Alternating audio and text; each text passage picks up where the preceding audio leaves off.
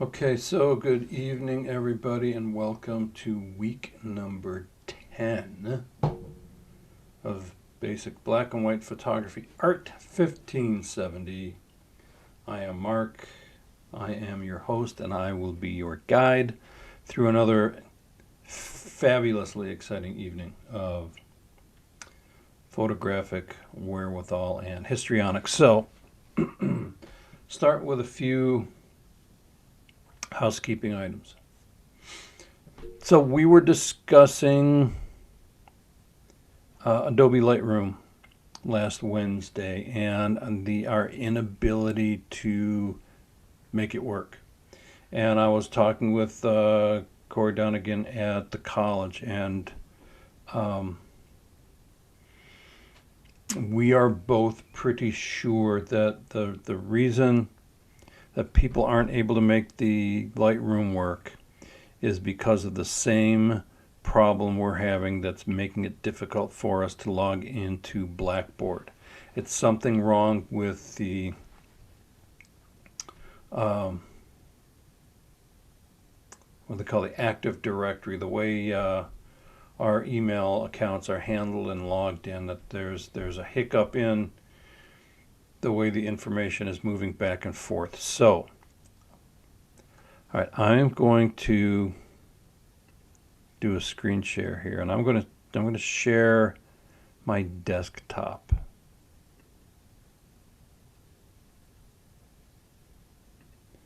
And I get that out of the way. Okay, so I'm sharing my desktop, and I am going to open Adobe Lightroom.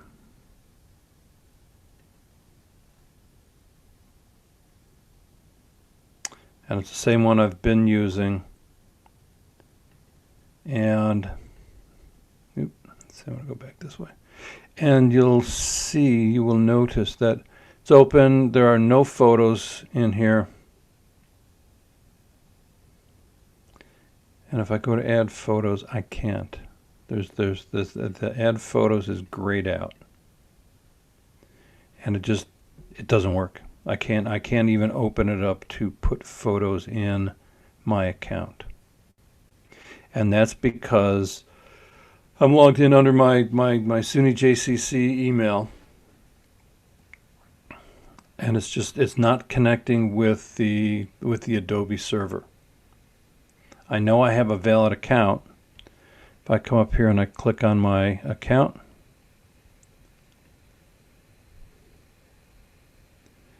and come over here, okay, Mark Kirsch at mail.sunyjcc. And these are all of the apps I have available to me.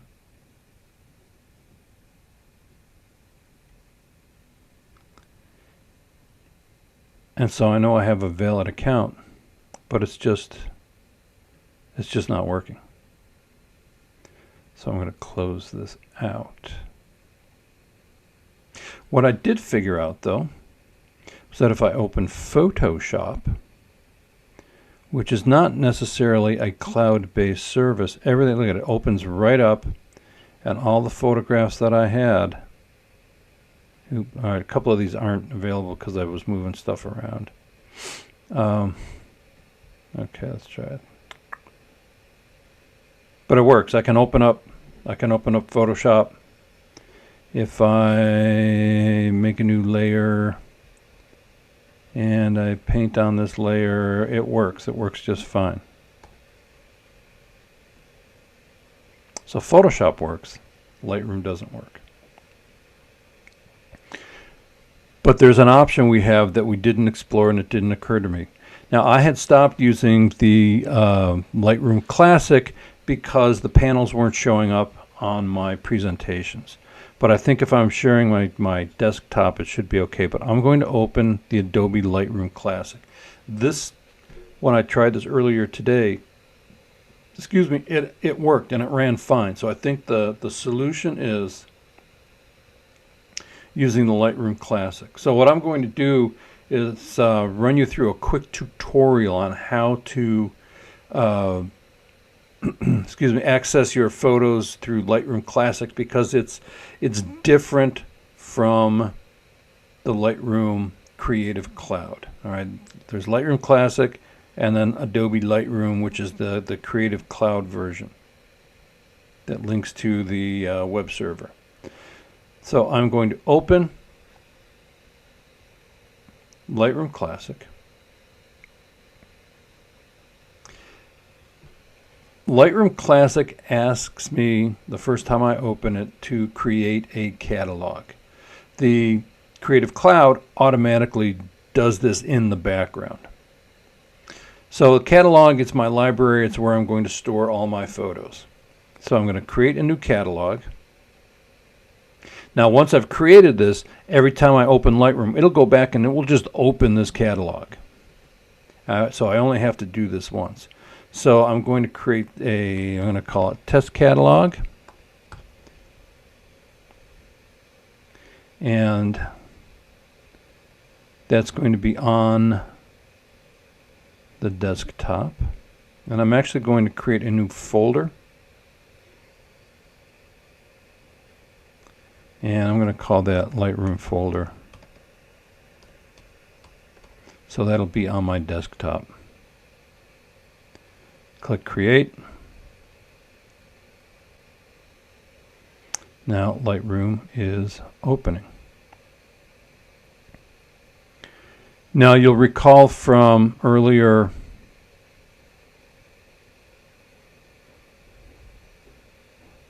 sessions that this has a different look. This has 3 separate panels, and I can, if I want, I can eliminate these panels on the side so that I have a larger screen. I can have them fly in and fly out by using these little handles on the side. In the Lightroom Creative Cloud, there was a button up at the top that said Add Photos. All right, I need to move this out of the way so that it's not interfering with what we need to do. And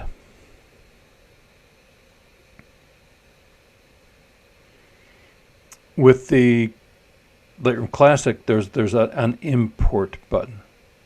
Excuse me. There's an import button. Lightroom Classic is different from Creative Cloud in its use of what's referred to as modules. All right, these are little like plug-in sites that change the way the software works. The library module is where you will find all of your images. That's where you're going to look for all the photos that you imported. The develop module is similar to, but not quite the same as the edit module in Creative Cloud. I'll go through the tools in a second. There's a map module that will locate where your photographs were taken if you were using a digital camera or a phone and you have your GPS turned on. There's a book module that will allow you to actually construct and publish a book of photographs. The slideshow module does pretty much what you would expect it to do. You can create a slideshow, you can add music to it, then you can export it, save it on a flash drive, share it with friends. The print module, which will allow you to kind of envision what your photographs are going to look like when you print them, and give you some options for printing multiple copies on a single sheet of paper, etc. And then the web module that allows you to upload your photographs to a website. It'll actually create a web page and upload it to a commercial website if you have one and you have your connection set up ahead of time. I've used it. It's actually pretty cool. What I'm not sure about this is whether or not this uses Flash in order to build the website, because Flash is going to be discontinued in about 6 weeks' time. Forever. So we are going to be concerned with the library module and the develop module and possibly the print module. But for us right now, that's it. So I go back to the library module and I have no photos, so I need to import photos so I can work on them. And I'm going to click the import button.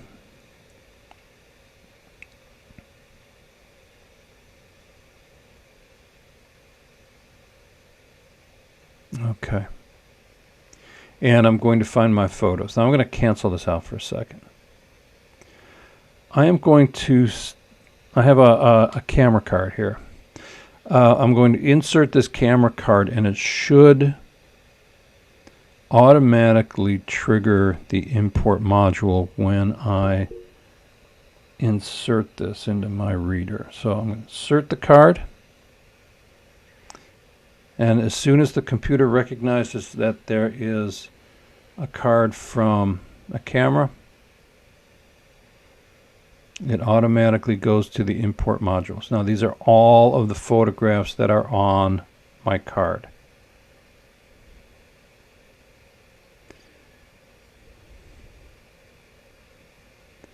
I don't know, let's see. So these are all of the photos.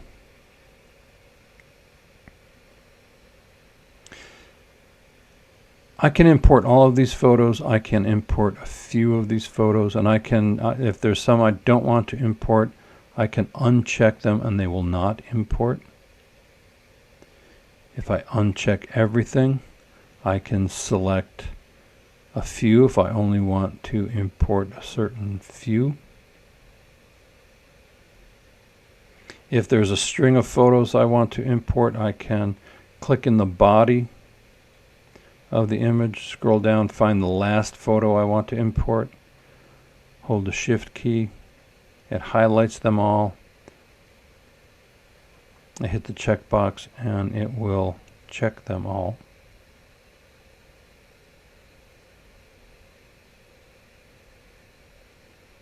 Or I can just click check all and everything will be imported. So in the import module, it's showing me on the left hand side where the images are coming from. They're coming from the Untitled 1 camera card. They're being copied off of the card onto my hard drive. And they're going into my internal SSD, my hard drive. Now, I don't know necessarily where. They're going to go to the pictures folder.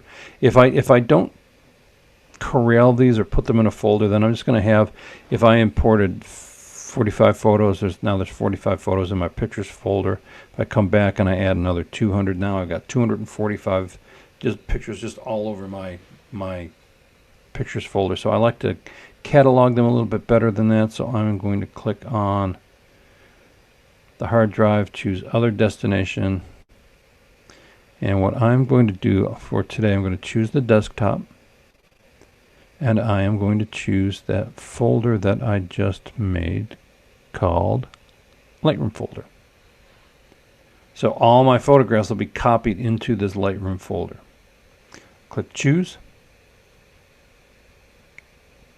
And in the lower right hand corner, I'll click the import button and it will begin importing the images. Now when that happens, I want you then to turn your attention up here to the upper left hand corner and you'll see the import progress. When I click import, right now it says copy and import photos and it's showing you that it is importing the images up here and you see the images begin to appear in my Lightroom catalog.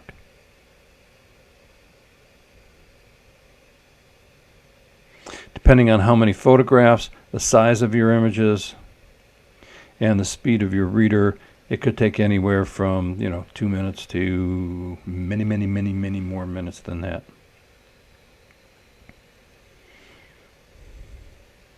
And it looks like everything is actually imported. Lightroom has ejected the card and it's building preview. So now I have all my photos in my Lightroom catalog. And I'm going to move this down, open this Lightroom folder. And you can see all my photographs have been copied off of my camera card to my Lightroom folder.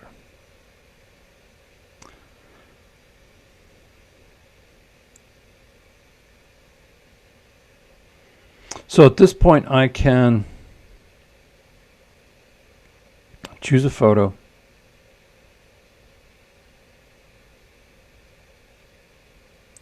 Let's see. Let me come down here.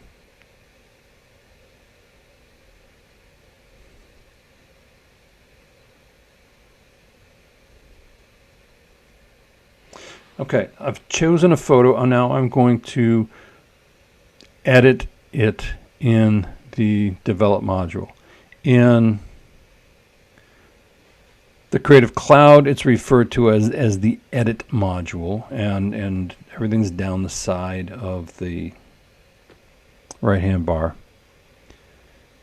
In the Classic version, the modules are listed across the top of the bar, still down the right-hand side. So my Edit module at the top is the histogram. It shows me essentially the weight of the image in terms of the overall lightness and darkness. Now this is kind of a dark photo, and so it's showing me that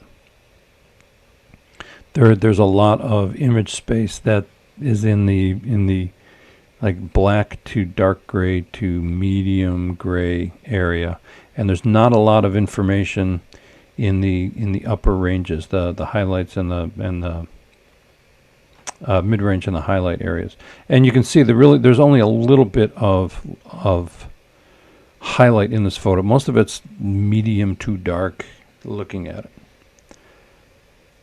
So if I change my exposure, you'll see the histogram move, and I could move it over and I can balance it. Now the photograph's a little bit lighter, but I've got this huge spike in the highlights, and you can see the highlights are really washed out.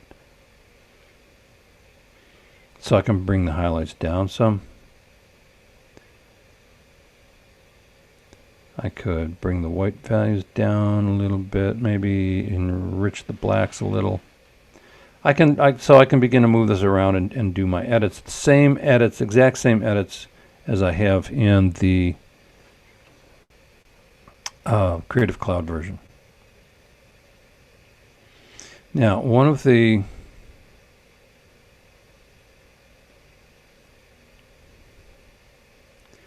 I'm going to turn this down so we can see a little bit easier. The hue, saturation, and luminance. This is where you can make certain colors brighter. I can make them really saturated or unsaturated. I can make that redder or make it yellower. I can change the luminance, make it darker, make it lighter.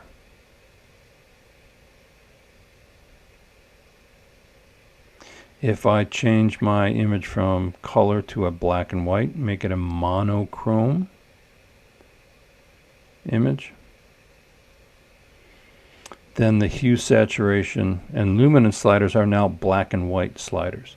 And this is the discussion we had last week about, the week before, about the colored filters.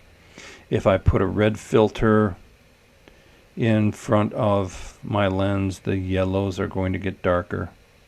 The greens are going to appear darker. If I have a yellow filter, then the reds get darker. So I can actually move areas of this image up and down in terms of lightness and darkness. Now this won't have any impact on our film photos, because they come in as a monochrome. They come in as devoid of any color information, because they're not a digital color image, duh, right? So these sliders don't have any effect, but I know you'll be working with images other than film. And then I can what am I looking for here? Close that, my effects. I can do my little corner vignette. I can add film grain. Come back up here. Maybe play with the image a little bit more. Okay, so that's the editing process in this version of Lightroom, in the classic version. The last thing I need to do when I'm done with this, I want to share this photo with people, I need to export it out of Lightroom. I go back to the library module, and I can choose one photo, I can choose multiple photographs, and I will go to the export button. And I will choose where to export it, to the desktop. I can put it in a subfolder. Lightroom will create a folder and drop the images in if I choose. I can create the custom text. If I don't want to rename it, I will just uncheck rename. Image format, JPEG, Photoshop document, TIFF file, PNG, digital negative. I'm just going to leave it as a JPEG. If I want to put it up on my Facebook page, because I'm an old person, then I would probably limit my file size to about 3 megabytes. But I'm not going to worry about that because I'm just saving it to my desktop. I'm pretty okay with everything. And so now I'm going to click export. You'll see up here in the left-hand corner, it's showing it's exporting one file. All done. So I'm going to close Lightroom. And there is my image on my desktop. So that's a quick and dirty tutorial for Lightroom Classic as opposed to Lightroom Creative Cloud. All right, so it seems to work.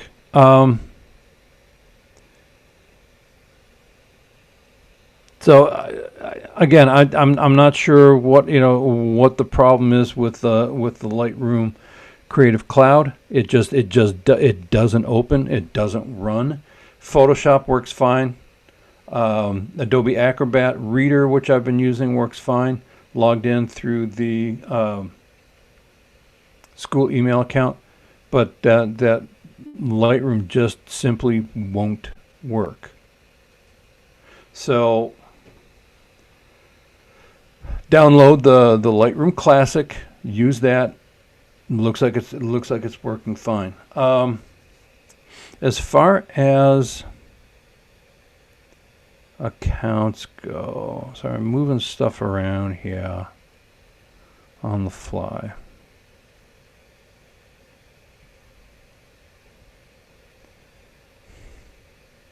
I was looking at some of the different Adobe plans, and this is the one here that I use personally, the photography plan. You get 20 gigabytes of storage, which is not a lot anymore. I get access to Lightroom. I get access to Photoshop.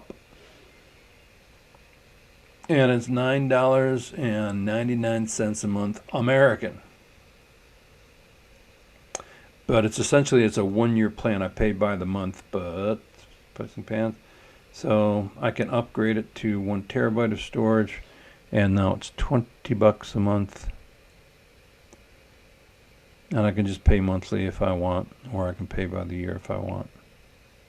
So that's the plan I'm using. I know there is the student account.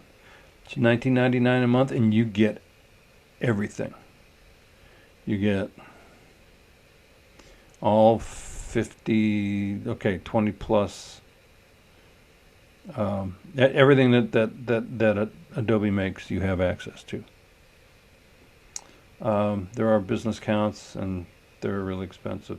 So, but this is the one I want. If there's something you want to continue with after this class, that's $9 a month. That's a couple cups of coffee, right? Well, it depends where you go. I usually get mine at Tim's, so that's like 4 cups of coffee. Okay, cold coffee. Yuck, man. So if you're having trouble with the Lightroom, and you know you are, go ahead and try the Lightroom Classic and see if that helps things out. I think it should.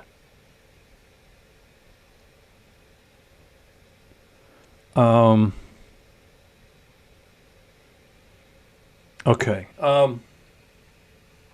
Yeah, and this was one of the reasons that I had a question about the image stack assignment, and it's something I do want you still. I think what I'll do is reset the date on that. I do want you to try exporting from Lightroom to Photoshop. It's actually easier with the Classic. It's already built in. The connection between Lightroom Classic and Photoshop is built in. It will make a copy of your image, send it to Photoshop, do your work. It will re-import it back into Lightroom. Yeah, so I would like you to try that still. I know we got an actual assignment coming up, but it'll work out just fine. Okay, so that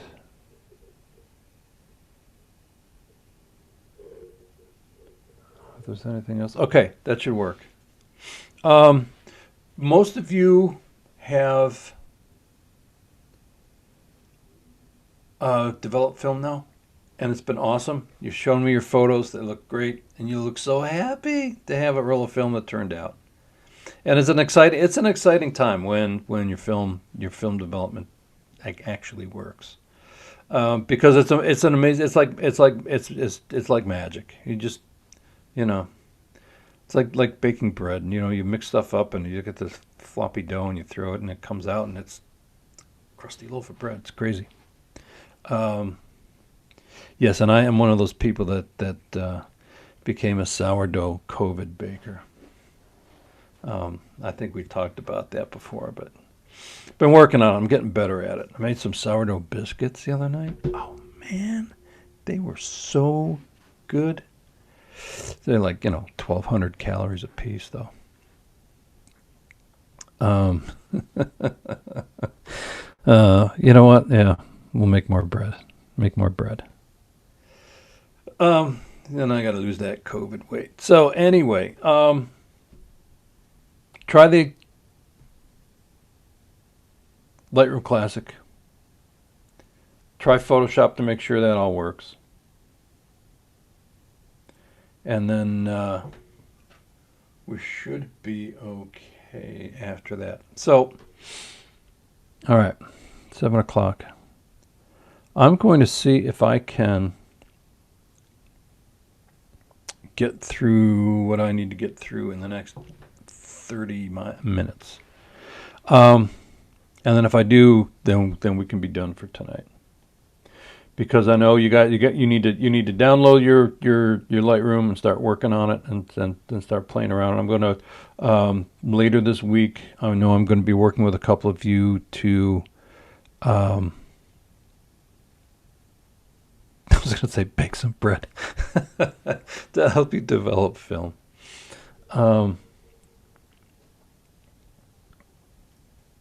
But I want you to have some time to work.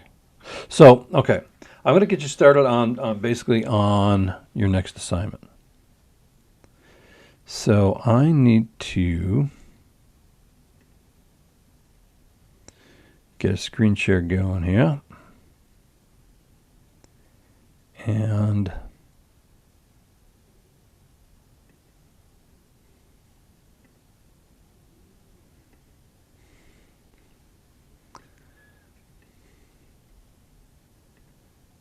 okay.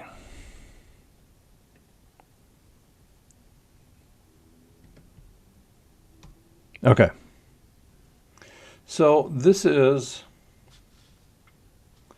a painting by Jan van Eyck from like 1432, somewhere in there. Van Eyck, a Dutch painter. And the name of this painting is the Arnold Feeney Marriage, or the Arnold Feeney Portrait. Arnold Feeney was a Dutch merchant, and he's in his house, in his bedroom, with his pregnant bride and their doggie and their uncomfortable Dutch shoes. And Van Eyck's portrait it's got a couple really interesting things going on. First of all, it's a portrait of a wealthy man and his bride. And it's also one of the first times that you see a mirror in a painting. If I zoom in on this, it's wild, because you see Arnold Feeney's back, you see his wife's back, and then you see Van Eyck here painting them. Now, it was pretty advanced for its time. And there it says, okay, Johannes Van Eyck.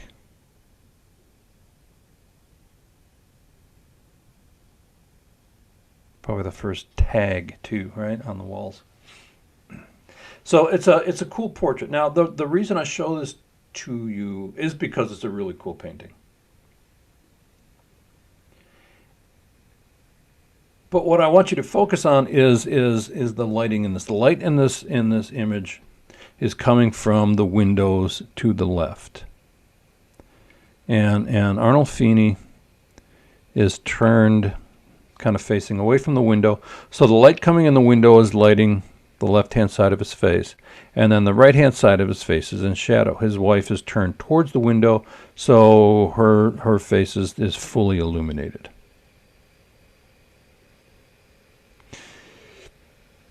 Arnold Feeney has this little bit of light that's just lighting his eye on the shadow side, and the cheek, just getting this little bit of lighting, of highlight right here on the right hand side. So the left hand side is fully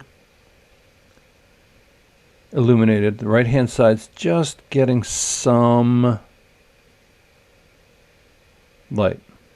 I point that out because that lighting scheme became famous in the 1700s with Rembrandt van Rijn, another Dutch painter, and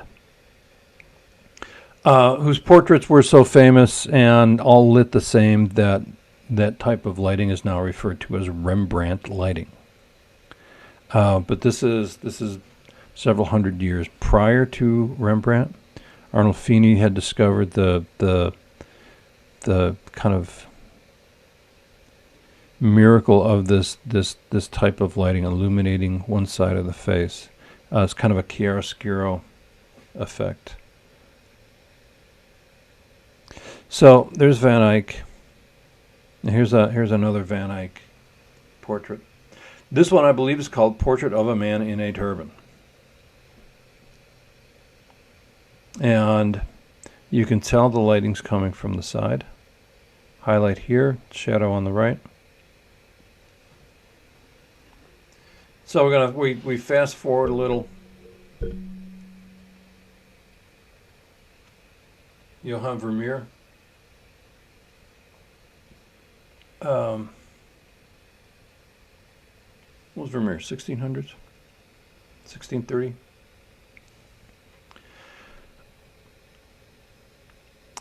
Woman with picture. I mean, Vermeer painted. I mean, all his paintings were done in his studio, in this corner of the studio, because he had beautiful light, and so everything was lit with the light coming through the window.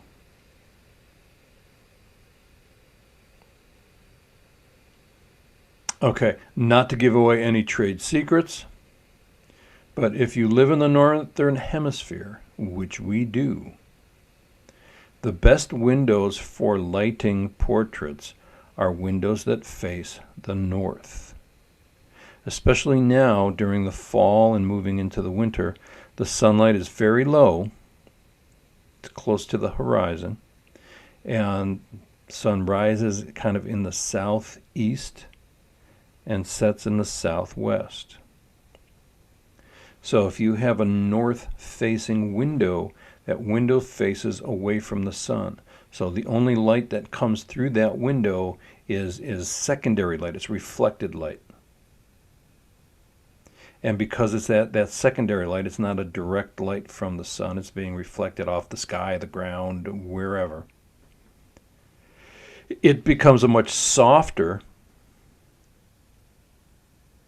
smoother, more lightly shadowed light. Now, we talked a little bit about hard light and soft light in the last couple classes. So here's a Vermeer painting. Servant pouring milk. And his probably most famous portrait, the girl with the pearl earring. Although I'm not sure that was actually the name of the painting.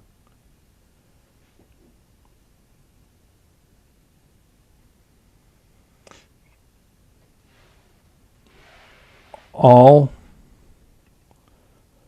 four of these paintings were lit with natural light. They were lit with window light.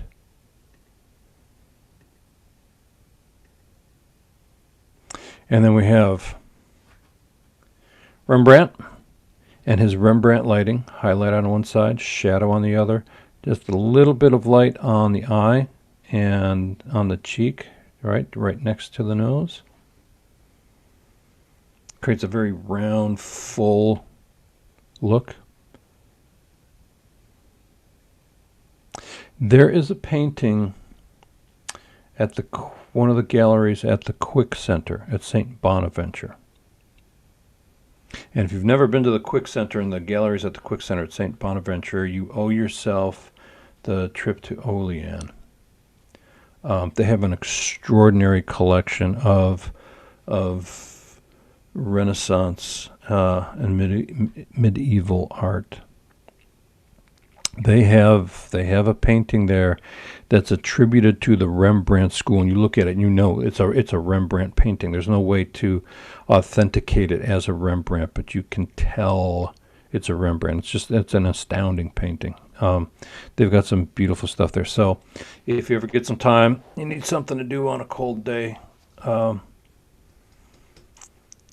take your body down to Olean, go to St. Bonaventure and take a look at the Quick Center. Awesome place.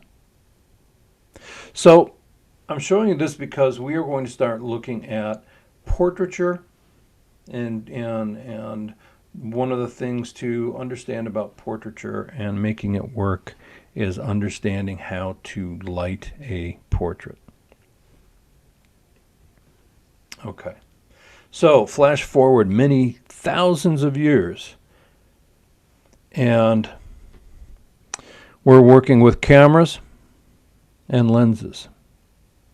And what we are going to do is create a series of window light portraits. And I'm going to back that up a little. I'm going to say natural light portraits. We are going to create a series of portraits that use existing light. Light from a window, light from a door. Just, daylight. And learn how to pose a model and learn how to light a model to create a portrait. Okay, so example number one. We have this young woman facing the window. And I'm seeing highlight on the left. I'm seeing some shadow on the right. I'm actually seeing, if I look at it, if I can annotate this.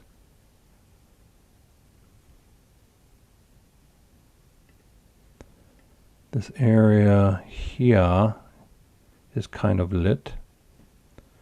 So it's a kind of like a Rembrandt light.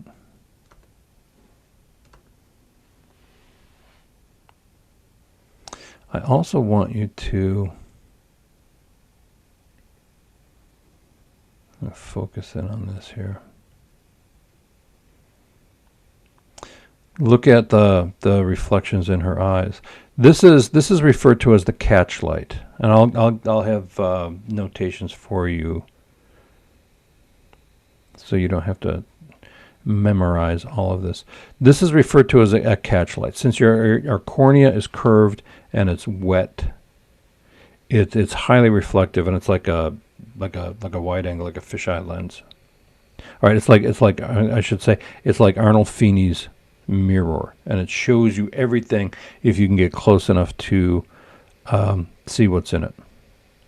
And so you can look at the catch light in this eye, and you can see a couple different things. You can actually see the photographer right here. It's hard to tell, but you can see obviously where the window is. And that's the neat thing about the catch light, is that you can actually see, if it's big enough, you can see the photographer taking the photograph.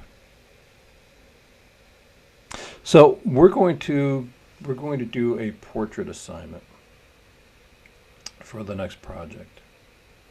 And we are going to create window light portraits, available light portraits.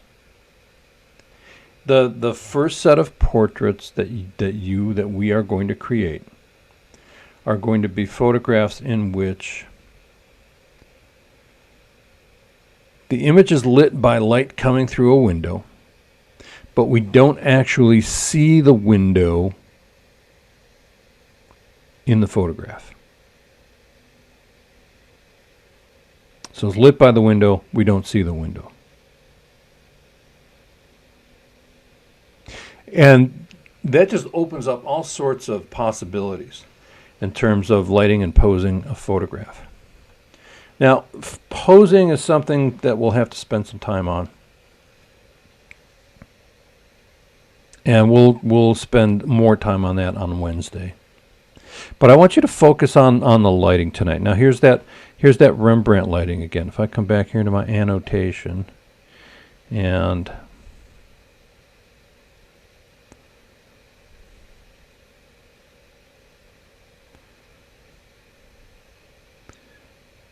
there's that kind of triangle of light on the shadow side.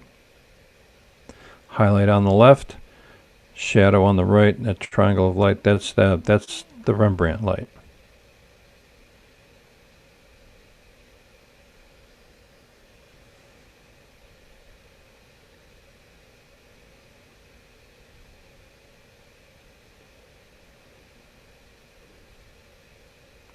Cute children.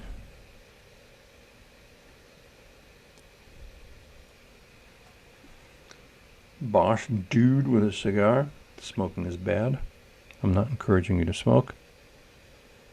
But you can see he's facing towards the light. You can also see the lights falling on the wall in the background a little bit. You know, you have to trust that this is window lit, because there's not necessarily any way of telling. You know, the image is not resolute enough for us to really see the catch light well. So we just have to assume Kirsch ain't lying to us. It's a window light portrait.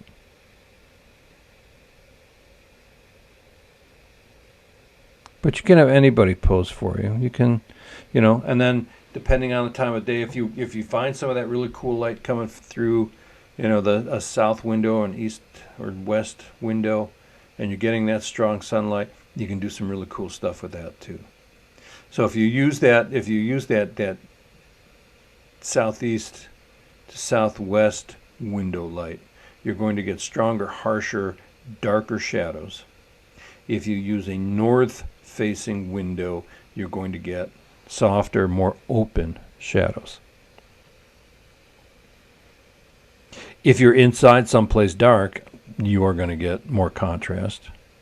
If you're in a room with light walls and lots of window, your contrast is going to be considerably less robust.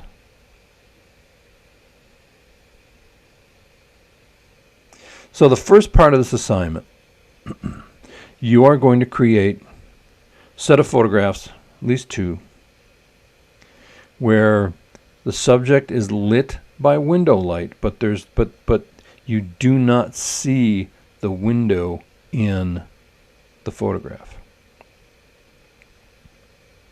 Second part of this assignment, we are going to bring the window into the photograph. And you are going to incorporate the window as part of the architecture of the photograph, part of the composition. The window becomes part of the photo.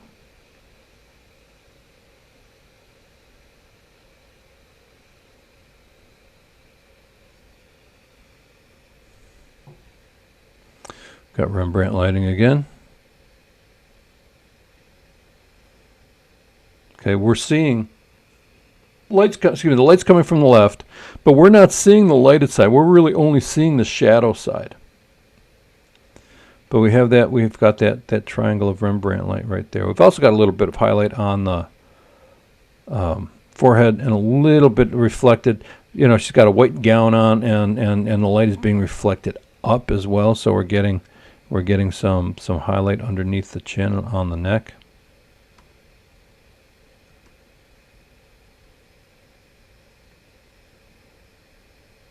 But what's nice is to get this beautiful little unbroken line that comes down from the forehead, down the nose, past the mouth, the chin, down the neck to the shoulders. That's a beautiful line that creates. So first part, window lit portrait. We don't see the window. Second part, we do see the window. And there's a lot of different ways you can incorporate the window.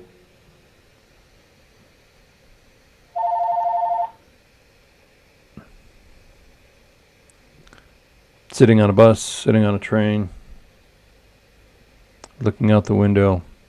What's cool is we see the reflection in the glass here. So we're kind of seeing inside and outside. Looking out. This is okay. This kind of bugs me in the background. The other, like the house next door. I find that to be that whole side to be, it should be darker, because I think it takes away from the person in the portrait. I'm also not real keen on, and this is where we get into posing, how we can't really see her eye. We kind of can, but mostly can't. And also how the nose breaks the plane of the cheek right here. It's kind of a not to do sort of thing, but I'm picking nits here. And I'll explain why when we talk about posing. All right, cool shot. We see the window, obviously, light coming in, and it creates a pretty cool atmospheric effect on the model.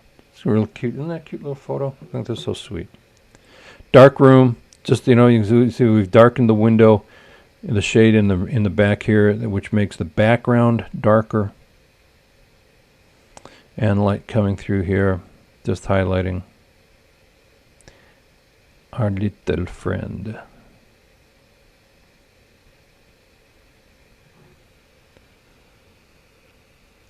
Although I like the idea of the abandoned buildings. Abandoned buildings around here are pretty rickety, so I would stay out of them.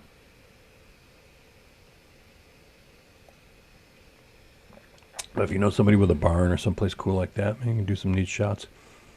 You know, your window could be an open door. That would work. So, first part of this assignment, photographing somebody lit by the window. But we don't see the window. Second part of the assignment, person's lit by the window and we do see the window. The window becomes part of the image. Part 3 of this assignment, you and the model are on opposite sides of the window. so that the glass is between, or the medium is between you and the person you're photographing. You can tell here, if you look, you can see her arms pressed against the glass. But you can also see reflections. You're seeing a reflection. You're seeing transmission. You're seeing through the glass. But up here, you're seeing reflections of like what's behind. So when you're on opposite sides of the glass, you get these elements of reflection and transmission. And so you have to work and move around till you can see through the glass in areas, but you are going to get reflections in other areas. And it's a fun thing to play with. You know, wet glass. It doesn't mean you have to be outside and the other person inside. It just means you have to have glass in between you. Then you can do some really cool stuff.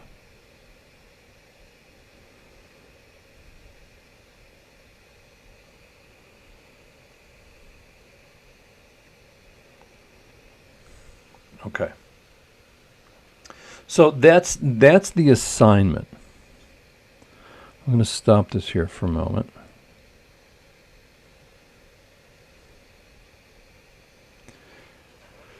And I've got the assignment posted on Blackboard.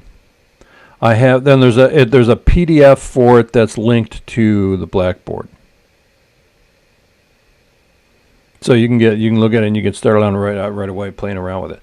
There is, however, a fourth part to this assignment, which I'll have to address with you when we come back from break. It'll take me another 10 minutes. But the fourth part of this one is going to be like not that I think this is going to be a fun assignment. I think from my history, people have always enjoyed this assignment a lot. The fourth part, I think, is the part that I enjoy the most, and I think a lot of people have fun with. So, well, let's take a break. 25 after. We'll come back at 7:40, and I guess we'll go to like 8 o'clock. So we'll come back at 7:40, and I'll get you through the fourth part of this assignment. Introduce you to a photographer I think you're really going to like, and point you towards a video you might enjoy watching. All right, so I will see you in 15 minutes. So go get a nice fresh cup of coffee or tea, and I'll see you in a few.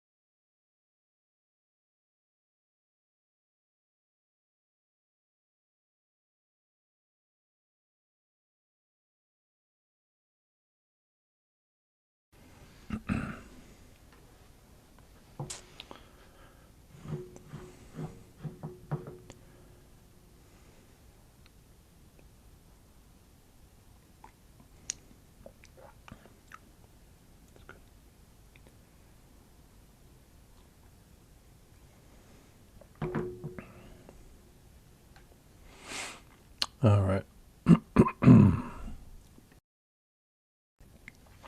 All right, we'll start getting back on task here.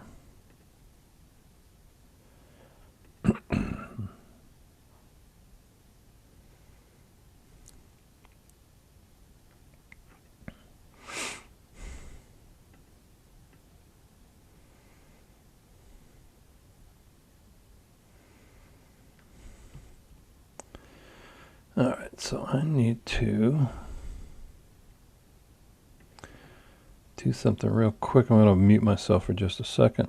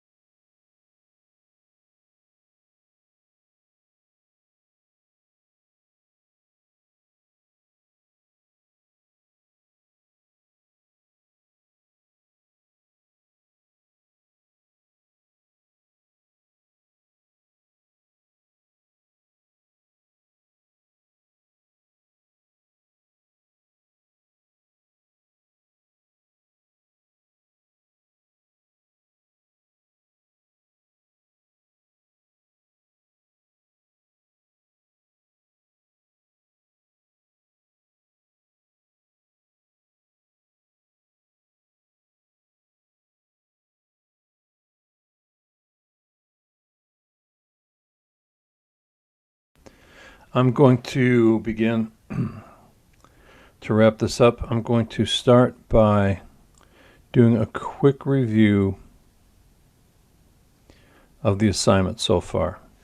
So we are going to create a set of photographs, portraits, lit with existing light, window light. And window light is a very loose interpretation. A window, a door, a opening in a building through which light can pass. But we're not talking about artificial illumination. We're talking about daylight. Part 1 of this assignment, the subject is lit with window light, but we do not see the window in the photograph.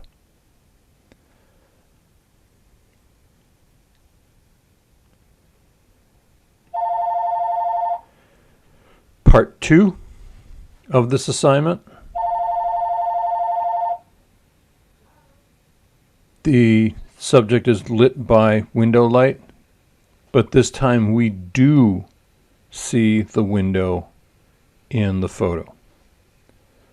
Part 1, no window. Part 2, we do see the window. Part 3, the window separates you from the sitter, you from the model. The person you are photographing is on the opposite side of the window. Those are the 3 parts of the assignment. A minimum of 2, count them, 2 photographs for each part. There's an assignment on Blackboard. There's a PDF for you to look at. We'll talk more about it on Wednesday, and we will discuss posing and some more practical stuff on Wednesday. Now, there's a 4th part to this assignment that's very different from the first 3 parts. Because the 4th part is a portrait of the artist. It's a self-portrait. A self-portrait of self. And you are going to take a photograph of you by using either your reflection or a cast shadow as a kind of a secondary representation of you. And here's the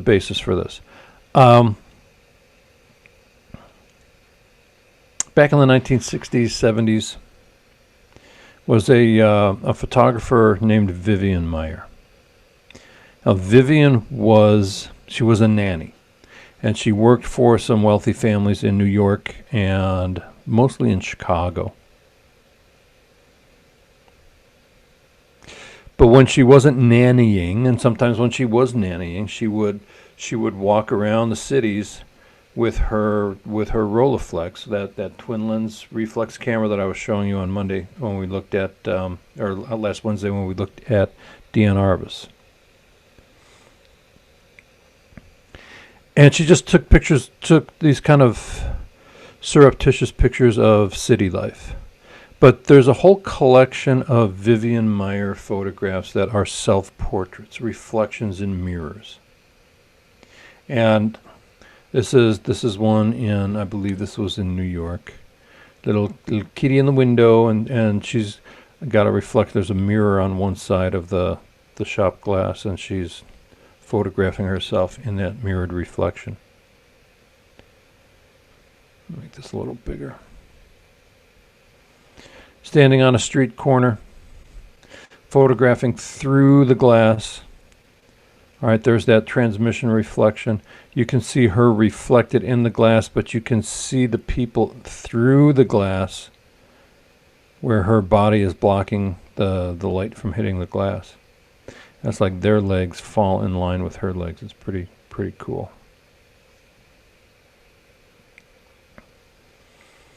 Pretty standard picture in the bathroom mirror.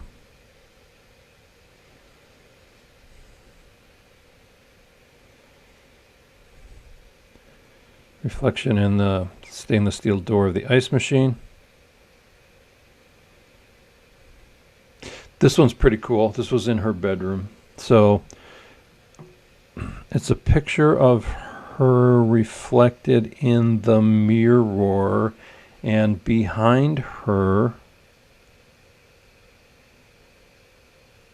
is another mirror. So there's a round mirror on opposite walls, because she's facing the mirror,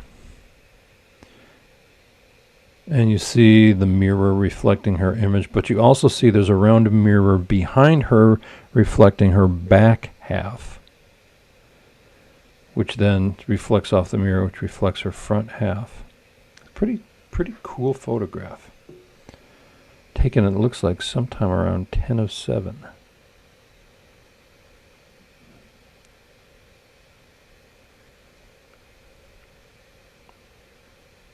Another one of those really cool mirror photographs. So we see her face in the mirror, but we see her body holding the mirror. So it's reflected off a mirror and then holding a mirror. So it's another two mirror shots. Pretty darn cool though. So, and then sometimes you just get lucky, right? You know, you got this guy moving a mirror. So here's what I want you to try for the fourth part of this assignment. First part, you're going to photograph somebody else using window light. Don't show the window. Second part, photograph somebody with window light. Include the window. Third part, photograph somebody with window light, but you're on opposite sides of the window. Fourth part is entirely different, but you're going to photograph yourself using either your reflection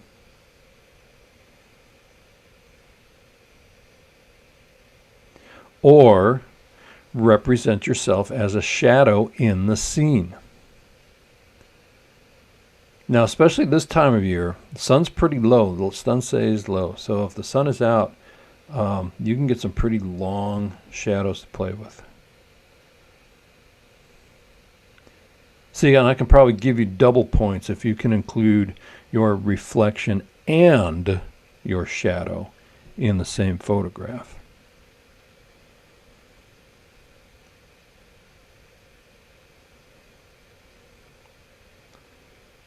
Isn't that weird? I don't know. It's just a creepy photo.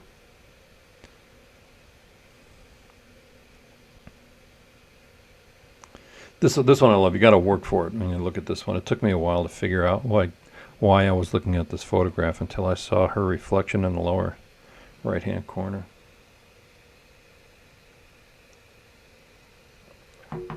Excuse me.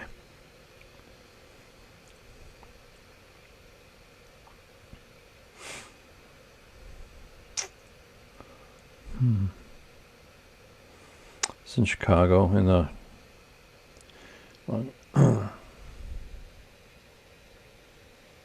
anyway, so that's the fourth part. That's Vivian Meyer. We'll talk a little bit more about Vivian Meyer on Wednesday, because she's somebody I think you'll want to know about. There's a great website of her work. She's got an incredible story.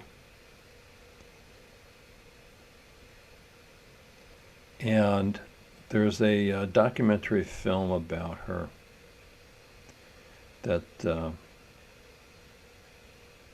is incredibly quirky, but I think you'd find that interesting too. So those are the four parts of this assignment: your reflection or your shadow,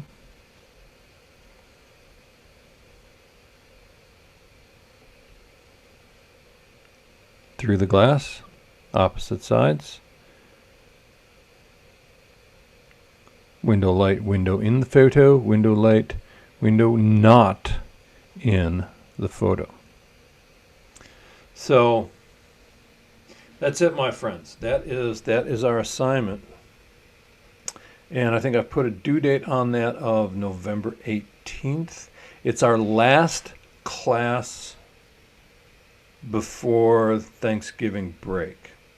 So we have class on the Wednesday, and then there are no classes that entire following week, the 23rd through the 29th. So everything gets shut down that week after, and I think at that point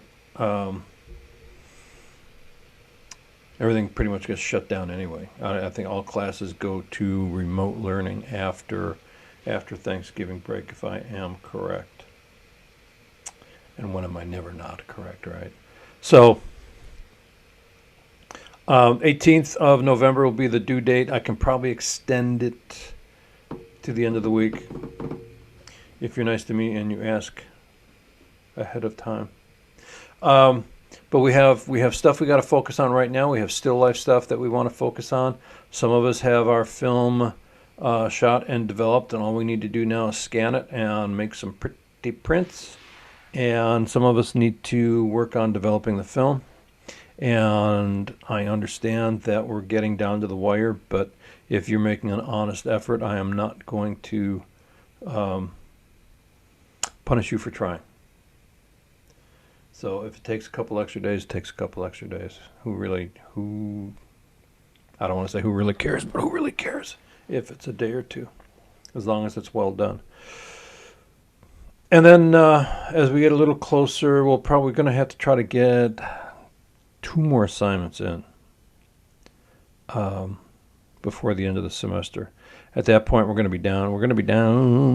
If we got an assignment due the 18th, we're pretty much down to about 4 weeks after that. So we're going to have to pick up speed a little bit. You may be working on a couple of assignments at the same time. So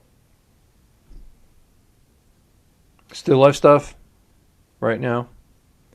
Window light portrait, no window. Window light portrait, window. Window light portrait, opposite sides of the window. Self-portrait as a reflection or a shadow.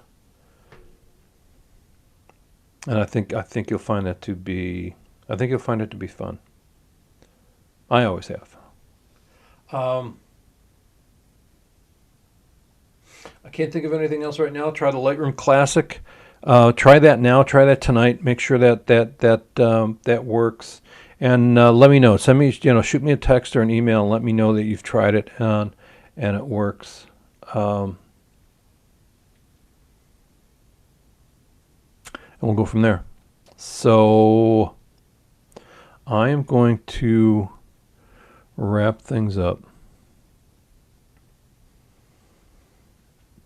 And we'll call it a night. And as usual, it was an awesome night. Um, I'll be around for another half hour or so, drinking a fresh cup of coffee. And if you have any questions, comments, concerns, let me know. And I will see you all on Wednesday. It's been my pleasure. I will get the Lightroom tutorial that I did. I'll get that part up online tonight or tomorrow.